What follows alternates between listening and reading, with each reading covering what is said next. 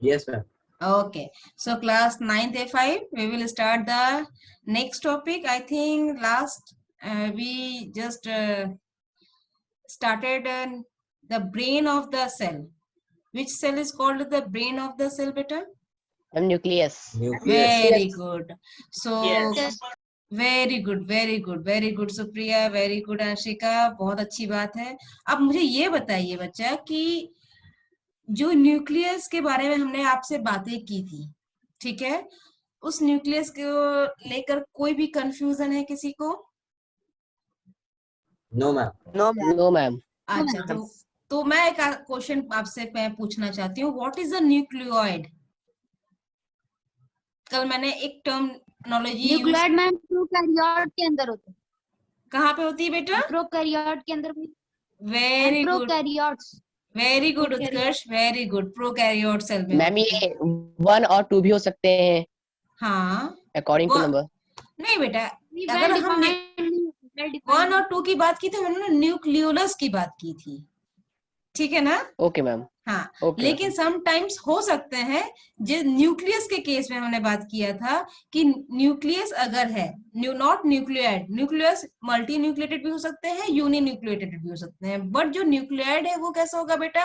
वो तो अभी प्रिमिटिव सेल में जस्ट अभी इसका इनिशिएशन स्टार्ट हुआ है ना, तो वो बहुत ज्यादा अमाउंट में नहीं हो सकते हैं। Very good. सो न्यूक्लियोइड कैसे होंगे? एकदम सर्कुलर फॉर्म में, कहीं पे भी अनडिफरेंशिएटेड फॉर्म में, कहीं सेल में कोने में पड़े रहेंगे, है ना? सेंटर में भी हो सकते हैं, पेरिफेरल रीजन पे भी हो सकते हैं, कहीं पे भी आराम से रह सकते हैं। इज इट क्लियर बेटा? सबको क्लियर है? Yes ma'am. Yes, ma'am. Very good बेटा। सो यहाँ पे अब हम बात करेंगे थोड़ा सा, वेरी गुड, अंशिका जायसवाल आ जाए फटाफट। So nucleus. So what is the difference between nucleus and nucleolus? Nucleus के अंदर मैम न्यूक्लियोलस होता है। Yes, very good. और जिसमें anyone? RNA होते हैं। हाँ, उत्कर्ष? RNA और इनहेरिट्स होती है जीन्स। Very good. मैम उसमें उसका आरएनए होता है।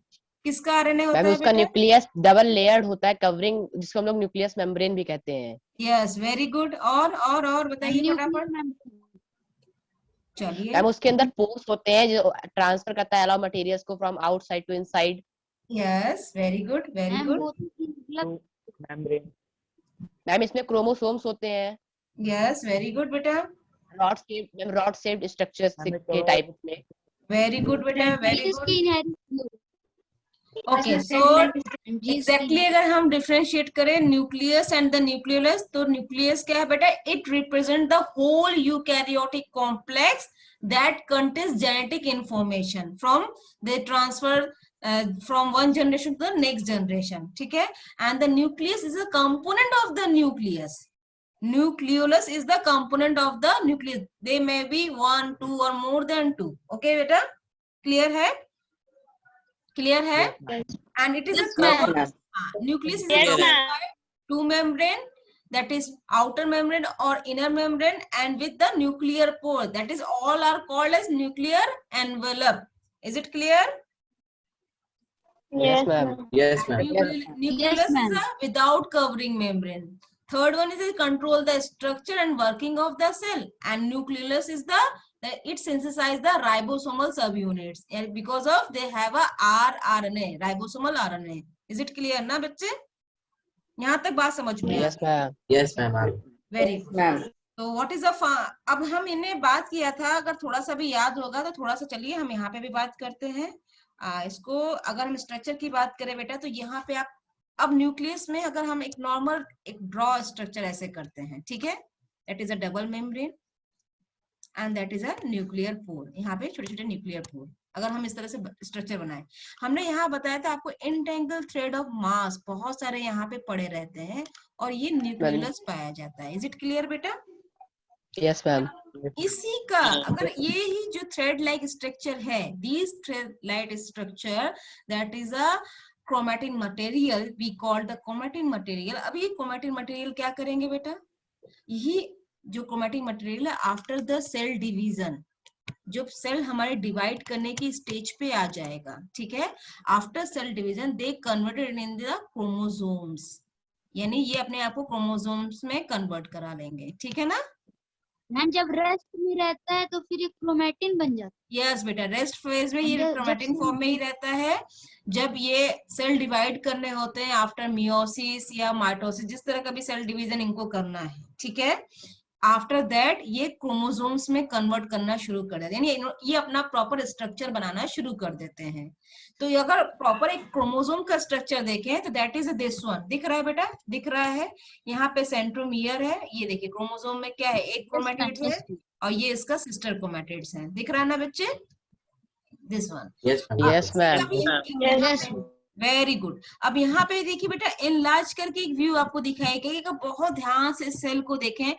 नॉर्मली अगर हम इनका स्ट्रक्चर यानी कलर की बात करें, ऑलरेडी वी लेटर हमने इस पे अर्लियर भी डिस्कस कि जैसा इनका कलर कोई ऐसे स्पेसिफिक कलर नहीं होता, लेकिन आफ्टर स्टेनिंग के बाद हम इसको डिफरेंशिएट कर सकते हैं, राइट। तो अब इसको स्ट्रक्चर को बहुत ध्यान से देखो बेटा, देखो ये देखो सेंट्रोमियर, ये देखो क्रोमैटिड्स, दिख रहा है, दिख रहा है बच्चे, दिख रहा है। Yes, ma'am. सेम यहाँ पे भी इस तरीके के स्ट्रक्चर्स दिख रहे हैं, कितना वंडरफुल स्ट्रक्चर दिख रहा है ना 9th क्लास, देखो।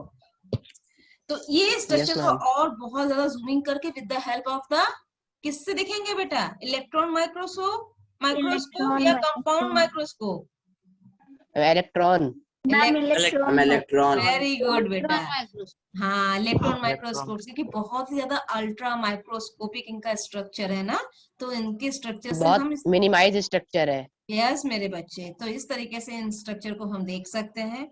अब जैसे हमने बात की थी plasma membrane is a composed of, यानी प्लाज्मा मेम्ब्रेन भाई कोई चीज है, किसी ना किसी चीज की तो बनी होगी, तो प्लाज्मा मेम्ब्रेन किसकी बनी थी, लिपिड्स,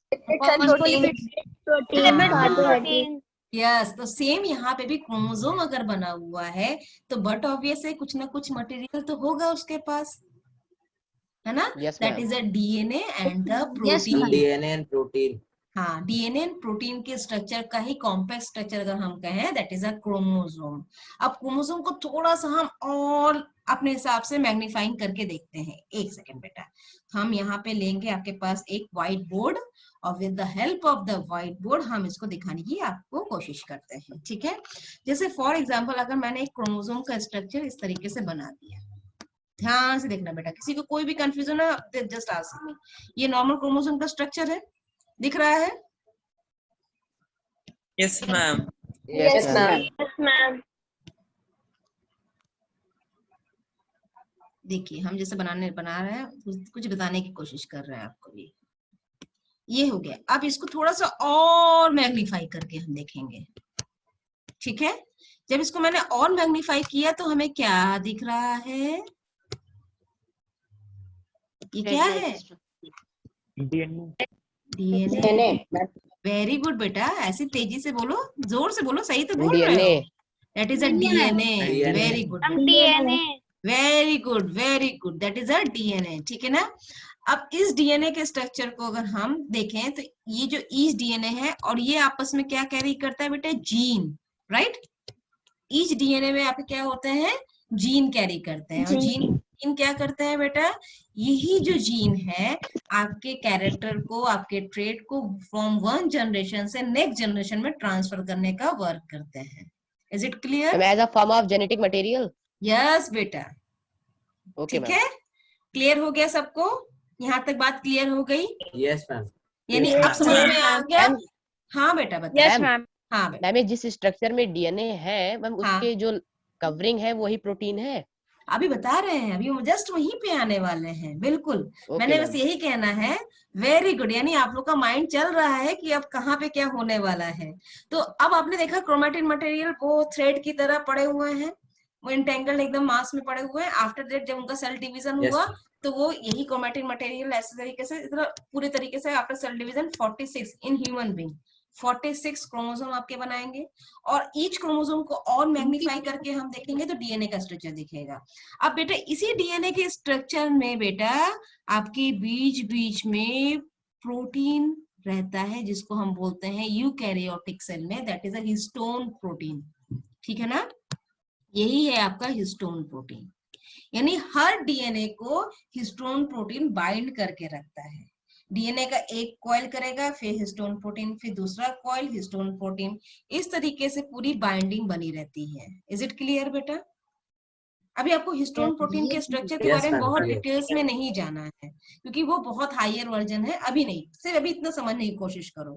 अब यहाँ पे क्वेश्चन आता है कि प्रोटीन और डीएनए ही क्यों बाइंड करते हैं? Because of DNA is a negative charge particle and protein is a positive charge particle. तो नेगेटिव एंड पॉजिटिव आपस में क्या करते हैं? अट्रैक्ट करते हैं। Yes ma'am. Yes ma'am. पढ़ा होगा Yes, ma'am. फिजिक्स केमिस्ट्री में, ठीक है ना? Yes, ma'am. अट्रैक्ट करते Yes, हैं ma'am. और स्ट्रक्चर को क्या बनाते हैं? बहुत ज्यादा स्टेबल बनाते हैं। They provide the stability of the structure. Clear है? Yes, ma'am, Yes, clear. Yes, ma'am. तो आई थिंक Yes, क्रोमोसोम, हाँ। अब बेटा यहाँ पे एक पॉइंट ये भी मैं आपको बताना चाहूंगी कि जो आपके 46 pair of chromosome, sorry 23 pair of chromosome, जिसको हम बोलते हैं 46 क्रोमोसोम, ठीक है? हर इंडिविजुअल में, हर स्पीशीज में, नॉट इंडिविजुअल, इंडिविजुअल मीन्स कि स्पीशीज अगर हम कंसीडर करें, लाइक होमोसेपियंस है, टाइगर है, ह्यूमन बीइंग है, कैट है, प्लांट की कोई स्पीशीज है, सबका जो आपका क्रोमोसोम नंबर होता है वो वेरी करता है। Okay ma'am. 12 होगा, किसी में 8 होगा, किसी में 32 होगा, ऐसे बहुत, किसी में बहुत 1200 के आसपास भी चला जाएगा। तो ऐसे बहुत सारे हैं बेटा, सबके अलग अलग क्रोमोसोम नंबर वेरी करते हैं। जनरल हम लोग 46 इसलिए पढ़ते हैं क्योंकि हम लोग अपने बारे में को एग्जाम्पल के तौर पे लेके चलते हैं। तो ह्यूमन बीइंग का जो क्रोमोसोम नंबर होता है that is 46 chromosome, that is 23 pair of chromosome. अगर हम बेटा इसकी बात करें, एक शीट की बात करें, फॉर एग्जांपल एक शीट लेते हैं जिसमें ह्यूमन क्रोमोसोम को अगर हमें बैठा के रखना हो, तो उसमें भी बेटा सेट फॉर्म में पड़ा रहता है, लाइक दिस, यानी ये फर्स्ट नंबर क्रोमोसोम, ठीक है? And they are always in pair. Yes बेटा, दैट्स व्हाई वी कॉल ना 23 पेयर ऑफ क्रोमोसोम। ऑलवेज हम सिर्फ Okay. 46 बोल सकते थे, लेकिन हम 23 पेयर क्यों बोलते हैं? क्योंकि वो पेयर के फॉर्म में पाए जाते हैं, ठीक है बेटा? एंड सो ऑन करते करते 4, 5, 6, लास्ट में आता है 23rd पेयर ऑफ क्रोमोसोम, जिसमें क्या होता है बेटा? अगर हम क्रोमोसोम देखें तो 23 pair of chromosome like this और लाइक दिस। अगर हम एक छोटे, इसमें आपका आर्म जो रहेगा वो छोटा रहेगा, ठीक है? यानी ये आपका होता है सेक्स क्रोमोसोम, ठीक है? Ma'am, each cell having 23 pairs. No, हाँ, ईच सेल मींस हमारे हर एक सेल में जो क्रोमोसोम पाए जाते हैं that is a 46 chromosomes and 23 pair of chromosomes, ठीक है? That is X and that is a Y, that is 23rd। तो 5, 7, 8, 9, 10, 11, 12, 13, 14, इस तरह करते करते करते पूरा हम 22nd लास्ट अगर हम कहें तो इस तरीके से। 23 में मैंने 2 इसलिए बनाया बेटा क्योंकि यही जो होता है ये पाया जाता है मेल फीमेल में और ये पाया जाता है मेल। 22 तक एकदम एक जैसे होते हैं दोनों के ही, मेल हो अदर। यस बच्चा, ठीक है?